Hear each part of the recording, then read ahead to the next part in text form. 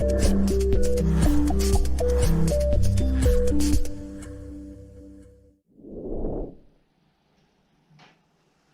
there, Sue here. Just wanting to talk about prebiotics.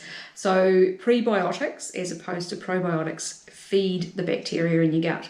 Probiotics are bacteria, so when you buy a probiotic supplement, for example, it's filled with bacteria that are supposed to be in your gut and are helping to replenish the supply of that particular bacteria or bacterias, as is the case in many of them, in your gut. Fermented foods also do the same thing. Prebiotics are the things that those bacteria live on. So we get prebiotics in our food, of course, but sometimes, depending on our diet, we might want to up the prebiotics in our diet to increase the numbers of the beneficial bacteria in our gut. Now, using a prebiotic supplement or prebiotic fibers is not a good idea if you have dysbiosis or if your gut is in a bad way. You want to make sure that you haven't got an overgrowth of the bad bacteria, because it will feed them. So you want to be feeding the good bacteria and have them in plentiful supply, not the bad ones.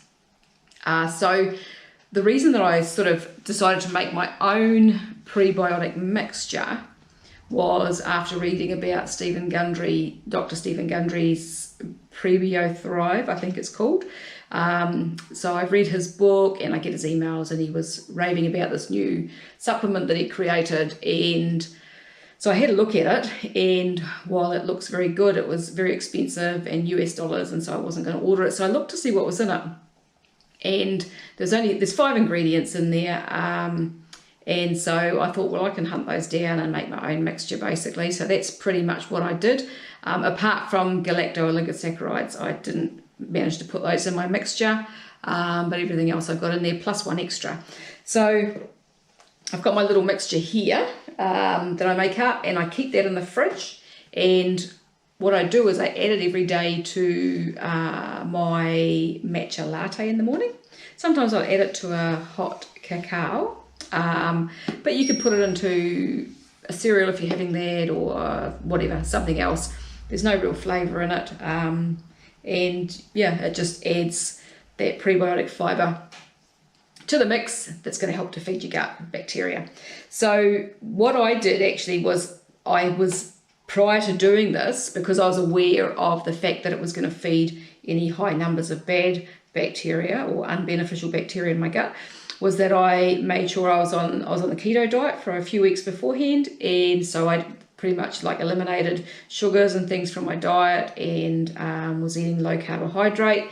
And then for a few days before I started taking this, I actually took oregano and tea tree oil together in a capsule for just a few days, because I figured that those two together will help to kind of generally lower numbers of those gut bacteria that I don't want to be in high numbers. And then I started on this, and I've had no problems. If you have dysbiosis or high numbers of bacteria that you don't want to have in high numbers in your gut, taking a prebiotic supplement is going to cause you gut problems, bloating, diarrhea, all that sort of thing, because they're going to increase in numbers. You don't want that. So that's just what I did. I'm not saying that you should do it, but that's what I did. It made sense to me at the time.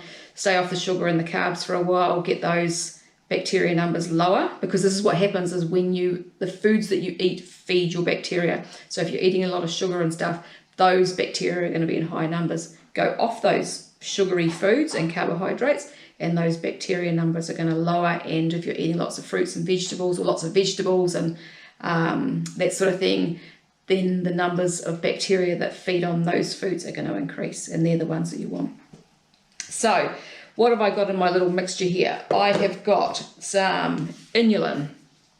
So I've got inulin, and just trying to zoom in here a little bit.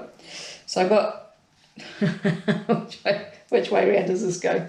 I got some inulin, and I got some acacia fibre, and I got some guar gum. I also got whole linseeds, and I've ground those up, and that's why I keep it in the fridge, because linseeds, once they're ground up, you should keep them in the fridge to stop them from going rancid. So ground those up in my Thermomix. If you've got a coffee grinder or a decent blender, that'll also grind them up. If you buy that pre-ground, chances are it's already going to be rancid, so better to buy them whole and grind them yourself.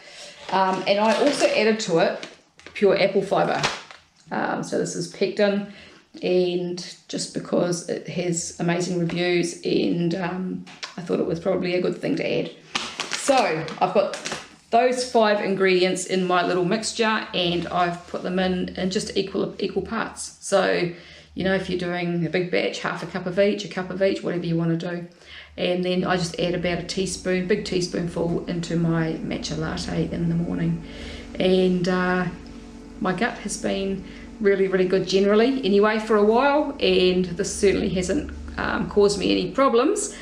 So I'm figuring that it's doing good things in there. So just something that I've done that I thought you might be interested in. And if you've got any questions, fire away. If you put them in the comments below, and I will try to answer those. Sometimes I miss them, or find me on Facebook or somewhere like that, or my blog. And make sure you subscribe if you want more videos like this. Make sure you subscribe and hit the bell for notifications. And I'll talk to you another day. Bye.